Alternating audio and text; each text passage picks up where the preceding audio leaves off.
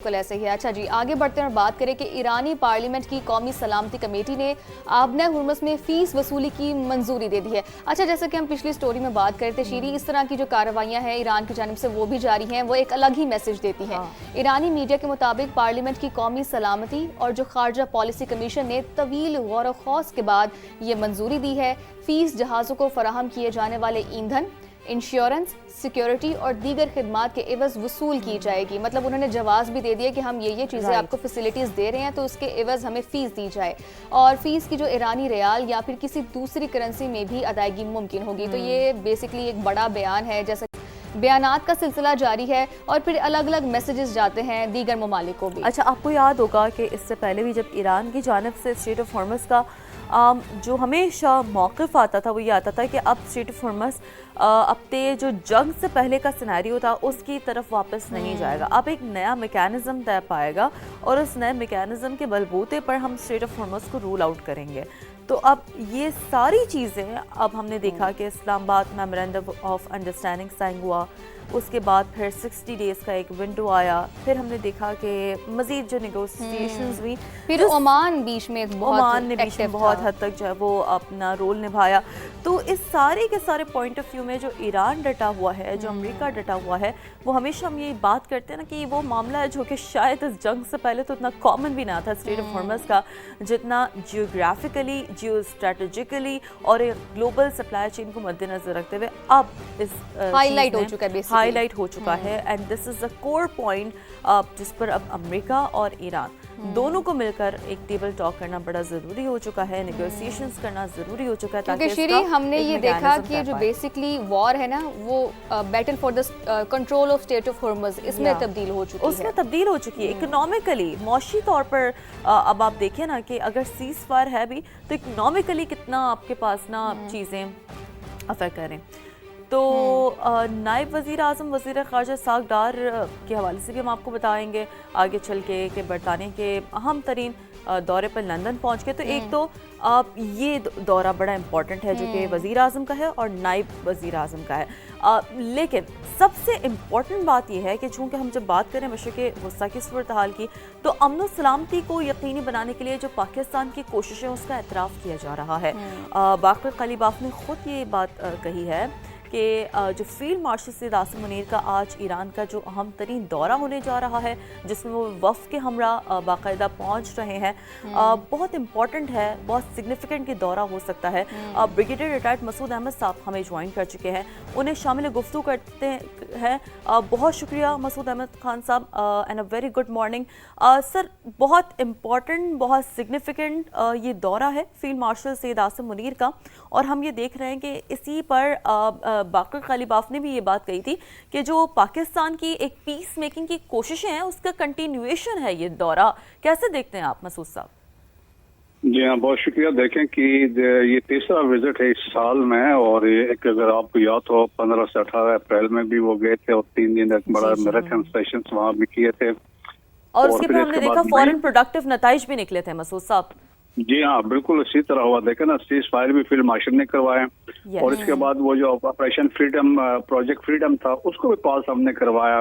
پھر مئی میں ان کا وزٹ ہوا. پھر اب یہ دیکھیں کہ اب یہ تیسرا وزٹ اس پر جا رہے ہیں فیلڈ مارشل, اور اب اس کی وجہ امپورٹنس کیا ہے. دیکھیں, ایک تو دس از دی کنٹینیویٹ, آپ کنٹینیو کر رہے ہیں میڈیشن کو امریکہ اور ایران کے درمیان, اور اس میں پھر یہ ہے دونوں ممالک کا ٹرسٹ اس میں شامل ہے, اور اس وزٹ کے لیے دونوں ممالک کا کنسنٹ شامل ہے. وہ چاہ رہے ہیں کہ ہم میڈیٹ کریں دوبارہ, اور اس میں دیکھیں سیکیورٹی کی بات ہوگی, اور پاسبل جو کانفیڈنس بلڈنگ میئرز ہیں, جو مس ٹرسٹ ہے, ٹرسٹ ڈیفیسٹ ہے دونوں ممالک کے درمیان, جو ایسکیلیشن ہے اس کو ڈی ایسکیلیٹ کرنے کی کوشش کی جائے گی. اور پاکستان ایک بیلنسنگ ایکٹ بھی کر رہا ہے, اور ود ریسنٹ ڈیولپمنٹ جو پاکستان کے خطے کے اندر جو سیکیورٹی الائنس بھی ہوا ہے, پھر پاکستان کے ایران کے ساتھ تعلقات ہیں, امریکہ کے ساتھ تعلقات ہیں, اور پھر ایران کا کانفیڈنس ہے پاکستان پہ, پاکستان کی leadership especially field marshal K اوپر, اور وہ سمجھتے ہیں ہی از دا مین جو پیس کو پروموٹ کرنا چاہتے ہیں. وہ چاہتے ہیں خطے کے اندر اسٹیبلٹی ہو. سو ایک اس پوائنٹ آف ویو سے پاکستان از اے کنٹینیویشن چینل ہے بات چیت کے لیے دونوں کے درمیان. सो पाकिस्तान के ये भी सिग्निफिकेंस है कि एक स्ट्रेटेजिक सिग्निफिकेंस कह सकते हैं। Pakistan is acting as a bridge between Iran और यूएसए के दरमियान, और फर्दर एस्केलेशन को हम प्रिवेंट करना चाह रहे हैं, रीजनल स्टेबिलिटी को इंश्योर करना चाह रहे हैं। But at the same time we want कि जो डिस्ट्रप्शन ऑफ एनर्जी है, स्पेशली स्ट्रेट ऑफ हॉर्मुज से जो इंटरनेशनल कम्युनिटी को मसाइल आ रहे हैं, ग्लोबल इकोनॉमी को मसले आ रहे हैं, उसको चाह रहे हैं कि एड्रेस करें। और फिर अच्छा ईरान को मसूद साहब, कता कलामी की माजर चाहती हूँ, लेकिन अगर हम इस दौरे को देखते हैं जब मुख्तलिफ जानिब से बयानात का सिलसिला जारी है, अमेरिका की जानिब से कहा जा रहा है कि ईरान के ऊपर सैंक्शंस लगाई जा सकती हैं मुआशी तौर पर, फौजी तौर पर, और दूसरी जानिब जो ईरान की जानिब से फ़ीस वसूली का बयान दिया गया है और जो करारदाद मंजूर की गई है, बिल मंजूर किया गया है, उसके हवाले से ये जो टेंशन है, क्या ये ईज आउट करने में इस दौरे का कितना अहम किरदार होगा आपके ख्याल से? नहीं, बहुत अच्छा होगा। और आप देखें कि दोनों देखें प्रेशर तो दोनों पे है ना, अमेरिका पे भी है, ईरान पे भी है। फिर ऊपर आज अमेरिका ने ऐलान करना है अबाउट द सैंक्शंस, जो उनके स्कॉट बेसन है, जो उनके सेक्रेटरी ट्रेजरी है, आज जो पॉसिबल जो इकोनॉमिक सैंक्शंस लगनी है वो उसके अनाउंसमेंट भी होना, तो फर्दर प्रेशर होगा। क्योंकि अगर कोई लूप होल रही है सैंक्शंस का, ऑलरेडी देखे ना मैसिव सैंक्शंस है ईरान के ऊपर, तो अगर ये पॉसिबिलिटी है वो भी क्लियर होगी, तो वो मजीद वो टाइट करना चाह रहे हैं ईरान की इकोनॉमी को, तो मुश्किलात है। तो दैट्स व्हाई आपने देखा कल बहुत सारे लोगों ने कहा ये वार क्राइम्स में भी आ सकता है और सो एंड सो। लेकिन पाकिस्तान दरमियान में ऐसी कोशिश है कि दरमियान का रास्ता निकालें, एक पीस एंड स्टेबिलिटी की बात हो या खिते में अमन हो, तो उसके लिए ये एक अहम दौरा होगा और लाइकली होगा। आप देखिए ये भी कामयाब होगा। जी अच्छा मसूद साहब, देयर इज़ नो डाउट कि पाकिस्तान की जो एक मीडिएशन की कोशिशें रही है वो बहुत काबिल तारीफ़ रही हैं, दुनिया मानती रही है, लेकिन अल्टीमेटली हम वही बात करते हैं ना कि जब तक दोनों फरीक किसी एक चीज़ पर आमादा नहीं होते तब तक इसका कोई परमानेंट हल नहीं निकल सकता। इस्लामाबाद मेमोरेंडम ऑफ अंडरस्टैंडिंग बहुत ही ज़बरदस्त एक हमने देखा कि एग्रीमेंट सामने आया बनकर, लेकिन इवन उसके बाद भी स्टेट ऑफ हॉर्मज़ को लेकर जब तक एक फॉर्मल रेगुलेशन नहीं बनती, मैकेनिज्म नहीं बनता, तब तक आपको लगता है कि एक आइडियल पीस सिचुएशन जो हम अज्यूम कर रहे हैं वो बनती भी नजर आ सकती है मसूद साहब?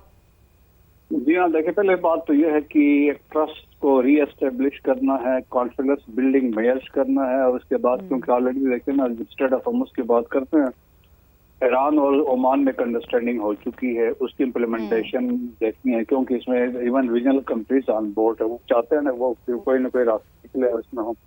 तो बेसिक डॉक्यूमेंट जो भी है MOU है उसको वापस उस पर आना होगा, उसमें जो पॉइंट है उसकी इम्प्लीमेंटेशन होगी, तो सब चीजें आगे बढ़ सकती है। कॉन्फिडेंस बिल्डिंग मेजर यही हो सकती है कि अमेरिका की तरफ से भी रिलैक्सेशन हो और फिर ईरान भी फ्लेक्सिबिलिटी शो करे, तो इसमें यही लाइकली है कि कोई ना कोई दोनों तरीके से कोई कंसेशन ली जाए और बातचीत को लेके आगे बढ़े। बिल्कुल दुरुस्त बात है, बातचीत के जरिए ही मामला हल किए जा सकते हैं। मसूद साहब, जैसा कि हमने बात की है कि पाकिस्तान तो ब्रिज के तौर पर काम कर ही रहा है, और अभी आपने भी जिक्र किया कि ईरान और ओमान के दरमियान एक अंडरस्टैंडिंग हो चुकी है, तो आपके ख्याल से पाकिस्तान की सालिसी के नतीजे में और इन तमाम तर टॉक्स के नतीजे में मुकम्मल तौर पर आबने हुर्मुज़ में जो हालात हैं वो बहाल होने में कितनी देर और लग सकती है?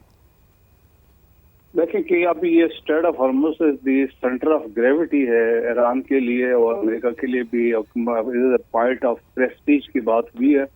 और देखें ना कि असल मुद्दा तो पीछे चला गया, न्यूक्लियर वेपन्स की तो कोई बात ही नहीं कर रहा है, सारे बात इसको ओपनिंग की है। तो फिर अमेरिका के लिए सिर्फ प्रेशर है, मिड टर्म इलेक्शन है, ट्रम्प पे बड़ा प्रेशर है, अगर उसको नहीं खुलवा सकते हैं तो वो जो अमेरिका का जो सो कॉल्ड कंसेप्ट था कि सुपर पावर, वो धड़ाम से गिर रहा है। दुनिया वैसे कह रही है कि America is the first of declining, तो उसमें फिर ईरान के लिए भी देखें कि बड़े इकोनॉमिक क्राइसिस हैं, कब तक वो सस्टेन करेगा, कब तक सरवाइव करेगा।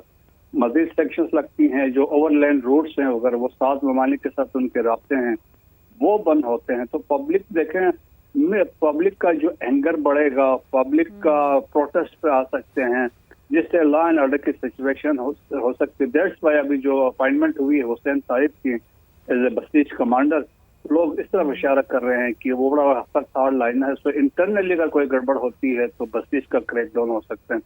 तो बहुत सारे हालात और वाकयात हैं, तो मेरे ख्याल में it is in the interest of Iran के इंटरेस्ट में भी है और अमेरिका के इंटरेस्ट में फ्लेक्सिबिलिटी शो करे। ٹھیک ہے، بالکل ایسا ہی ہے. بہت شکریہ بریگیڈیئر ریٹائرڈ مسعود احمد خان صاحب ہمارے ساتھ موجود تھے. بڑا ہی مفصل انداز میں جو تجزیہ ہے آپ نے مجموعی طور پر صورتحال کی مناسبت سے فیلڈ مارشل سید عاصم منیر کے دورہ تہران کے حوالے سے سما کے ناظرین کے سامنے آپ نے رکھا.